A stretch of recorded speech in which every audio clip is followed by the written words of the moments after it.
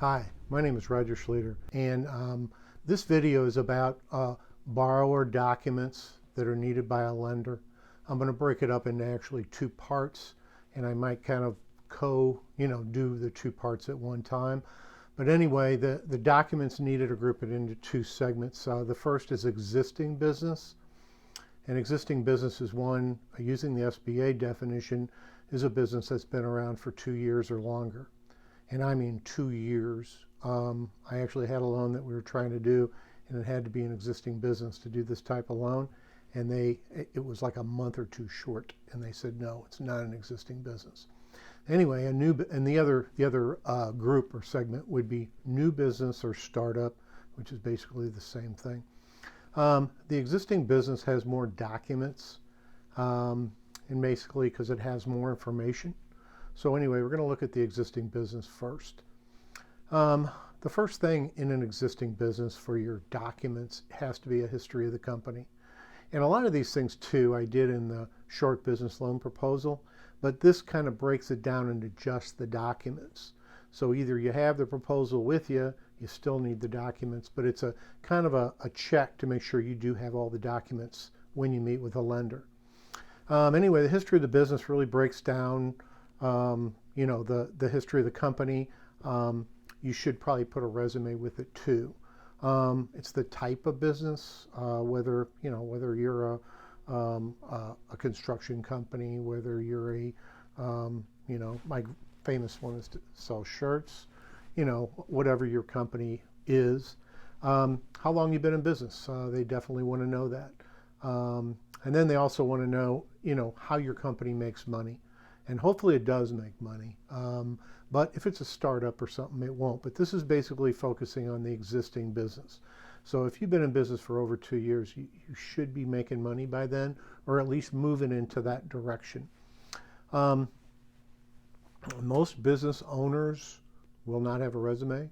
So if you've been in business for, let's say you've been in business for 20, 30 years or for 10 years, I guarantee you're not going to have a resume. There's no need for a resume. So anyway, a lot of times when we're talking to businesses, we just tell them, just go ahead and write down your qualifications and write down your experience and then go from there. You do want to kind of, make it a little, like a paragraph or something. So anyway, the second thing is the sources and uses of funds. And it's usually done with the sources on the left, the uses on the right. The sources would be whether you're getting money from a lending institution. Usually the other thing on there would be owner equity, but anything else, any sources that you're using that would complete the total project. As far as uses, we're talking, whether it's used for real estate, equipment, inventory, working capital, and you do want to break that out because the banks are going to know what every part is. Most of them are self-explanatory. When you're talking working capital, it's really any corporate or individual business need that you have. So working capital is kind of a catch-all. They still probably want to know what it's going to be used for, but usually just say general purposes. And sometimes it can even be used for, just in case you run into a problem or something, or you run into something you didn't think of. So anyway, the sources, like I said, could take in consideration owner financing. Owner financing would basically be as if or seller financing, be the same, I guess. But anyway, seller financing is when you're buying a piece of real estate, or you're buying a company, or maybe you're buying equipment from another company, and they say, hey, we'll go ahead and pay for part of that. You can go ahead and we'll give you, this much money, or we'll just take it off the price of the item, but you're going to pay that back in a loan separate to us. Now, any of those loans that are separate to the seller are always going to be subordinate to the bank or to the lender. So a lot of times, if guys do that, they want a short amortization.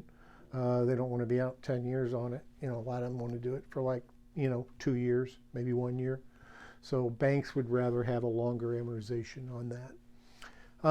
The next item would be financial statements, tax returns, but really what the bank wants, he wants tax returns for 3 years. And he wants those because nobody lies about how much money they make when they do their taxes, because they don't want to pay a lot more tax. So basically those are pretty genuine and you're pretty realistic. With that, they also want an interim financial statement. And the interim financial statement would basically be something that's part of a year. You know, like if this is June, it would be January through May or something like that. The next item would be a debt schedule. And the debt schedule would list all the debt that you have, including what you're going to have. So if you're an existing business, you're going to have debt probably. Maybe you don't. That's great. But you want to put down all the debts you have or going to have with this loan. You may have to go ahead and just kind of guess, you know, at the interest rates or whatever. But, you know, or you could just put it down and leave those blank. But, you know, and by this application, he's probably going to know how much money you need anyway. So just be sure that you get all your loans that you already have on your debt schedule. The debt schedule would have, you know, your original amount, your current balance, your interest rate, whether it's current or delinquent, security for that loan, and it puts it at a horizontal, like it puts them like one under the other. So you'd have 1, 2, 3, 4, and then have those items to the right. And you can probably look up a debt schedule, or you could use SBA's. They have a pretty good one. So anyway, the one thing about the debt schedule is that most people want it to equal on the balance sheet. And if you're sole proprietorship, you may not have a balance sheet, or you may not do one. You don't have to do one for your taxes, so a lot of people just don't do one. But anyway, if you do have a balance sheet, they want that debt schedule, that debt to match what's on that interim financial balance sheet in the liabilities. So you do want to make sure you do that. The next item would be projection of income and expenses for 3 years. Projections are a lot easier for existing companies. Projections, basically, it's like, you know, you can a lot of times take what you've already have for cost of goods sold, for a lot of your other expenses, and look at what it historically has been. And then you can put it down. So you probably should put assumptions with that. If you use that method, your assumptions want to be, you know, this is what this item has been historically. You know, it's been this percent of sales. And then you want to go ahead and put those expenses on there. I have a video that's just on projections that'll really show kind of what a spreadsheet looks like and everything. But you really want to put the sales and expenses on a spreadsheet where it really puts like year one, or, you know, the years in order. Let's say you've got a 2018, 2019, 2020, and puts them in order from left to right. And then also it's good to have percentages with that. So for the sales, you want the percentages to go, you know, from year to year. And then with the expenses, you really want the expenses to be what percent of sales it is. So anyway, most bankers, that's what they do anyway. So, or lenders, so they would really, that would save them some time as long as it's accurate. If the business has problems or it's a turnaround situation, then you're really going to have to do like a monthly cash flow projection for 12 months. And your cash flow, if you don't have depreciation, you know, your cash flow is what your income is. So anyway, depreciation or any other non-cash charges. But you really need to spend some time on that. And it's month by month for 12 months, and you can get that online also. You really just want to get a monthly cash flow projection and for 12 months, and they're there. The next item would be personal financial statements. Now, if you go through SBA, they're going to say personal financial statements for any owner with 20% or more ownership in the business. If you go to a bank, they want all owners. They want all the owners' personal financial statements. And I mean, if somebody has maybe 2%, they may not. But normally banks want to see all the owners and all the personal financials. And the reason behind this is that they'll probably want to get guarantees from everybody, depending. If the business is well run, if the business makes money, then maybe not as much. But if it looks kind of like a risky, it's a turnaround situation or something, or maybe the company's been stagnant for a number of years, they're going to want guarantees from all the owners, even the 2% ones.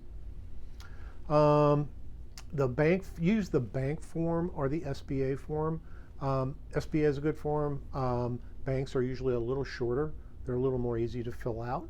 So usually we advise people to go ahead and use the bank form. The personal tax returns, some SBA programs only want them for 1 year, but most bankers want them for anywhere from 1 to 3 years. And the reason for this is they want to see if that person has been making money before. They want to make sure, I know sometimes you just want to make sure they actually pay their taxes. I had a guy that had a Schedule C, and he basically, how you have where you can write off a rental space in your home, an office in the home.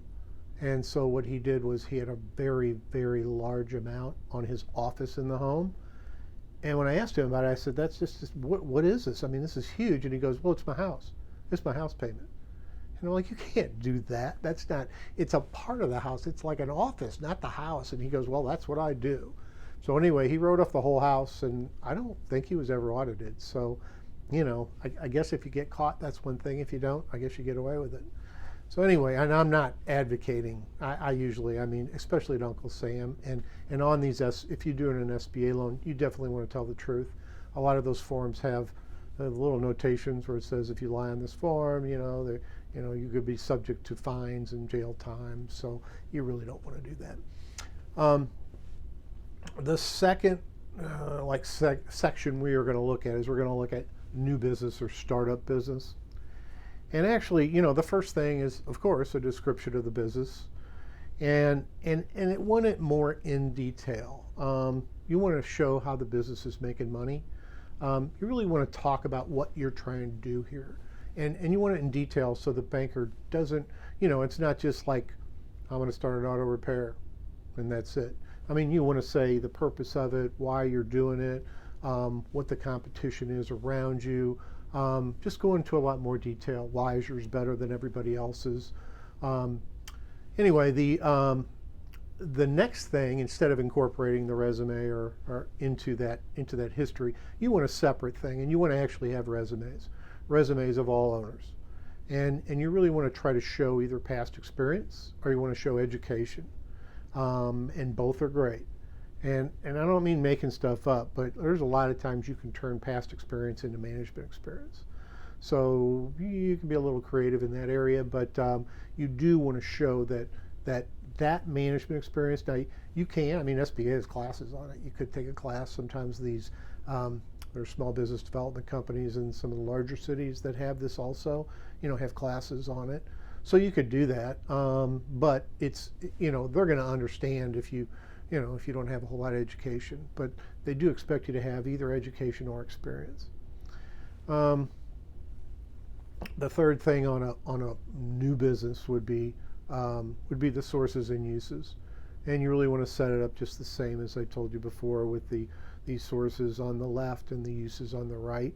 Sources would be this bank loan. Sources would be any equity you're putting in. And banks do want you to put in equity. If it's a straight conventional bank loan, they're going to want you to put in 20% or more. With SBA, a lot of times you can get by with 10%. So that's why a lot of people use SBA. The uses is just whatever you're getting, whatever you're paying for. And like I said, that could be real estate, it could be equipment, it could be inventory, it could be working capital. So, and equipment. So you could, any of those things, and you want to segregate them out. But you want to come up with the same total of sources and uses. You want to make sure those two amounts do equal the total of those two amounts. The next item would be the projection of income and expenses for 3 years. And they do have to have assumptions. You have to have assumptions if you're a startup. And those assumptions have to be believable.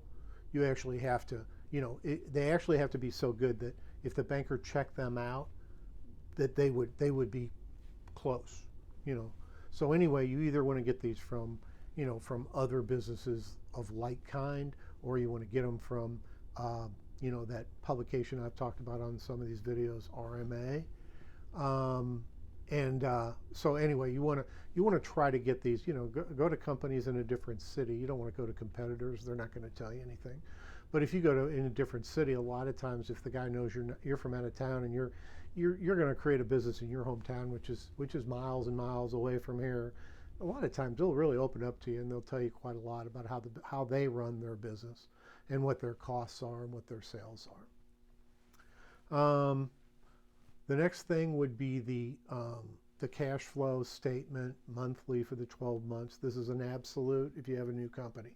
With an existing company, you can get away without it, but this is an absolute for a new company or startup. And you want to go, 12 months. You can do a calendar year. You can do it.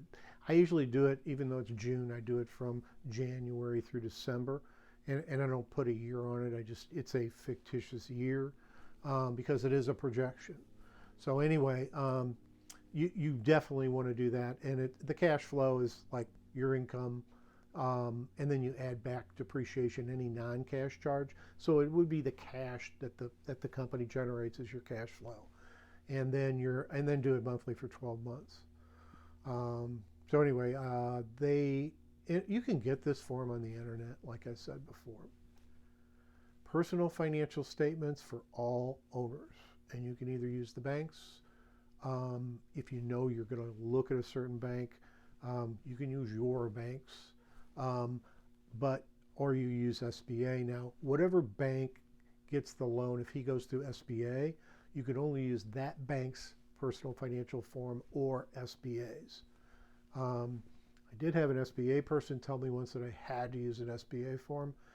And tell you the truth, I didn't argue. I knew you didn't have to. I mean, there's sometimes where I'll just write back and say, hey guys, look on page something, something of the SOP, and there it is. But in this case, it wasn't a perfect business, so we just said, hey, we just redid them on SBA forms. So anyway, and then the federal tax returns for all owners. And I would do 2 to 3 years of tax returns for all the owners. And in tax returns, there's nothing more upsetting to a lender than getting the first 2 pages of your personal tax return. He wants all the pages because there's a lot of exhibits on there that could be there and maybe they're not. Maybe the first 2 pages is it. But they want to see your whole tax return, the whole thing. And if it's 100 pages, they want to see the 100 pages. So a lot of times, I've seen a lot of people that'll put them like on a put them on that dates me, floppy disk. They put them on a drive, one of those little thumb drives or whatever, and they put everything on there. Their whole small business loan proposal, they put that on that, and then the bank can just plug that in. When he gets, when you meet with him, he can just plug that in and pull up these forms. I would have some printed out because you want to be able to look at the forms at the same time the lender's looking at those forms. Some banks, though, they don't like people to have those drives, those little thumb drives, and so some banks won't have. They'll buy computers that don't have that. Oh well, that would plug in the other one, but the computer wouldn't let you do it. You'd plug it in and it wouldn't recognize it. So I've worked at a lot of financial institutions, and a lot of them are that way. They don't want you downloading all this information on customers or whatever. So anyway, that's something to think about. I would always have, even though you have that, I would always have a printout, 2 copies of a printout, one for him and one for you, so you can go over the project. That's about it in summary. I mean, existing business will have that historical info for projections. It's much easier to do projections on a company that's been around for a while because you have historical numbers to go by. A newer startup business, you really need those bulletproof assumptions, and make sure that the assumptions are well understood, and make sure that they are good assumptions that are believable. And then also the management and experience section, that's highly valued by a lender. So anything you can put in the management and experience area, would be great, and the lender's going to want to see it. So anyway, that's the borrower information needed by a lender. And you can use the short business proposal, but you still got to have these documents. You can have analysis and write-ups of all this stuff, but the banker still want to see those documents. So, no matter what you use, just do have these documents. Because otherwise you're going to get caught in a thing, you're just telling him about it, he's thinking, oh, gee, I'm wasting my time because he doesn't have anything. And then he's going to give you a list. He's either going to probably just write it out. And he's going to say, here, get me these items. And then you're going to have to go back and get the items and send them to him. And it's just so much easier just to give them to him. And then your short business loan proposal, if you have that kind of tends to walk him through. Because what he'll have to do if he wants to do this project is he'll actually have to put all this information into the spreadsheets and in a summary and write the whole thing up. And I've literally, people that had a good proposal, when I was a banker, I would literally just copy and paste onto my proposal that I was going to show my board. So anyway, so if they have it, if it's available, a lot of times they'll go ahead and do it. They're not going to write up something that's already done. So anyway, thank you very much. If you get value out of this video, I hope you hit the like button. And if you like content like this, I hope you subscribe, because I will have a lot of good content. And this is something that, there's a lot of information here that could be used 10 years from now, 20 years from now. But then again, we'll also have some information that could change from time to time. And everything in here is things that are done currently. They're not things that were done 20 years ago. Like I said, it doesn't change a whole lot, but these are things that are done currently, right now. So anyway, thank you very much.